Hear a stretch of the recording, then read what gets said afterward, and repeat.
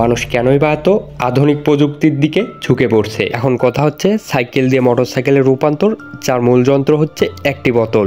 আজকে দেখতে চলেছেন এমনই একটা সত্য যা আপনার ধারণাকে পুরোপুরিভাবে পাল্টে দিতে সক্ষম। হ্যালো দর্শক, আপনারা দেখছেন সিনে এক্সপ্লেইন, যেখানে আধুনিক বিশ্বের বাইকগুলো মাত্র 1 লিটার তেলে 30 থেকে 36 কিলোমিটার যাত্রা করতে সক্ষম। সেই তুলনায় এই বাইকে মাত্র 1 লিটার তেল ব্যবহার করে পাড়ি দিতে পারবেন 50 থেকে 60 কিলোমিটার দূরত্বের পথ।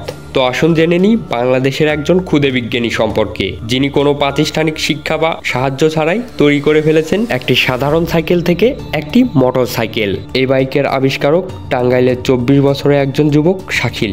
এই বাইকটা একটা 50 সিসির ইঞ্জিন এবং সাইকেলের সমন্বয়ে গঠিত।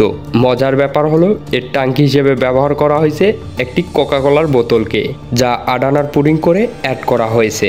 আর চাকা হিসেবে ব্যবহার করা হয়েছে CD80 মোটর সাইকেলের পিছনের চাকাকে ও সামনেরটা সাইকেলের নিজস্ব। আর এর ব্রেক সুবিধা হিসেবে রয়েছে অয়েল ব্রেক এবং ইঞ্জিন ব্রেক। কি ভাবছেন, পৃথিবীতে নানা ধরনের ডিজাইন থাকতে বাইকের ট্যাঙ্কি হিসেবে শুধু কোকাকোলার বোতলকেই কেন বেছে নিল? এর উত্তর হচ্ছে আসলে এ ধরনের ডিজাইন খুব কম সময়ই দেখতে পাওয়া যায়। এরকম অদ্ভুত ধরনের ট্যাঙ্কি দেখতে একটু আকর্ষণীয় হয় বলে তাই তো এই বোতলের আইডিয়াটাকে কাজে লাগিয়েছে। তার এই ছোটখাটো আবিষ্কারের জন্য ব্যয় করতে হয়েছে তাকে টানা 4 মাসের পরিশ্রম ও মেধা এবং 62,200 টাকা, যা সে অল্প অল্প করে জমিয়েছিল।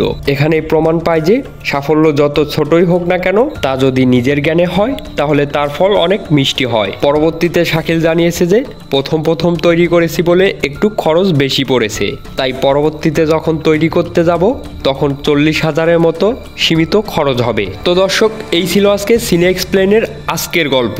যদি ভালো লাগে তাহলে বন্ধুদের সঙ্গে ভিডিওটা শেয়ার করে লাইক, কমেন্ট অ্যান্ড সাবস্ক্রাইব করতে ভুলবেন না।